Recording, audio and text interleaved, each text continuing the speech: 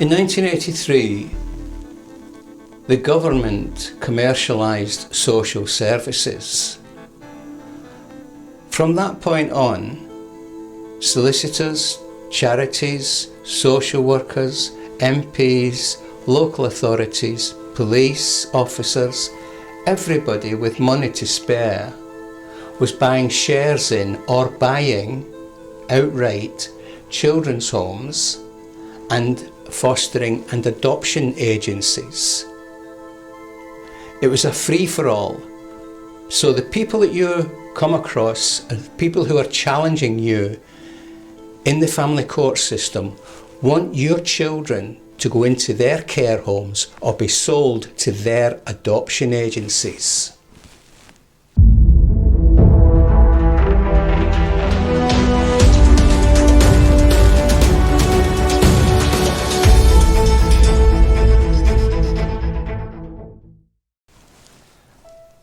Around about 1983, the government had been importing cheap labour to undermine the working class, and they commercialised the social services. The intention was to break up families, to literally tear them apart, to tear working class families, deprive them of a means of income and destroy them. More importantly, they wanted to crush the trade unions, and they wanted to do that by making men redundant as protectors, as providers, and as fathers.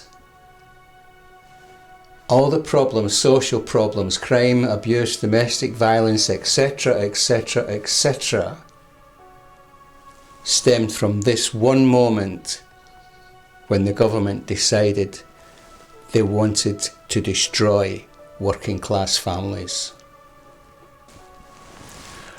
When families decide to part, to split up, the children inevitably come into question as to who or how you were going to arrange caring for your children. In some of the safest, happiest districts in the country, the children very, very rarely lose contact with both parents. They virtually always, whether the parents live together or not, they still take care of their own children. And that's essential for a child. It's, I believe it was the Every Child Matters research which proved that this is the perfect arrangement for couples who decided to split and still want to care for the children, is to have this shared residency so that they had two homes. In order to prevent this from happening, the government commercialised social services. And another thing they did, which was a little bit underhand, they prevented families from using, or say couples, from using the same solicitor to negotiate a separation, divorce, whatever.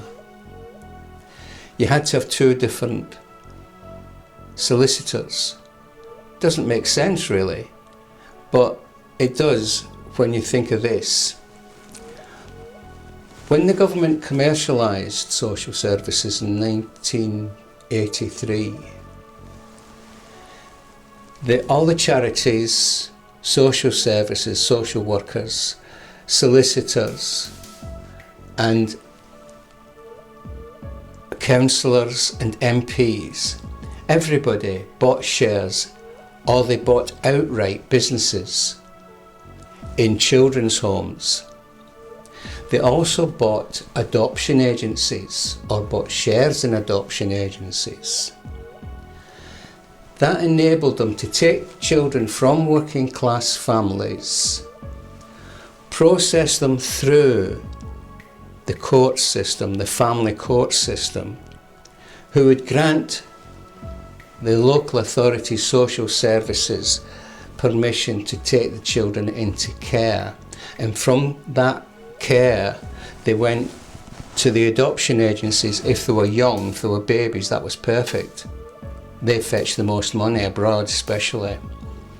And if they were too old to be adopted, well, the chances are, because of what they'd been through, all the trauma and anxiety that they'd been through, of not being allowed to see both their parents and not being able to spend time with their friends and their family and their parents and their siblings, naturally enough, these children grow up very, very emotionally disturbed and disrupted. And so they were put into children's homes where they would claim money from the government up to £20,000 per week. This is the kind of business that we have in this country. Don't expect justice, expect exploitation. That's just the way it is, and I'm sorry to say, no one until now has ever found a way of dealing with it. For one thing, if both parents want to go through the same solicitor because they want to part amicably, that was fine at one point, and anybody could do that, and there was very, very few incidents of children being abused. But now you have to have two different solicitors to create a conflict of interest, when in actual fact the conflict of interest is really between the solicitors and the families and their children's homes. It's a bizarre system that we have in this country, but it's a simple fact that the people that are giving full control and authority over people's lives are allowed to take the children for trivial, silly reasons. In fact, a lot of them are just simply not true, and put these children into their own care homes and claim money back from the government, or to sell them to an adoption agency and reap the profits from that.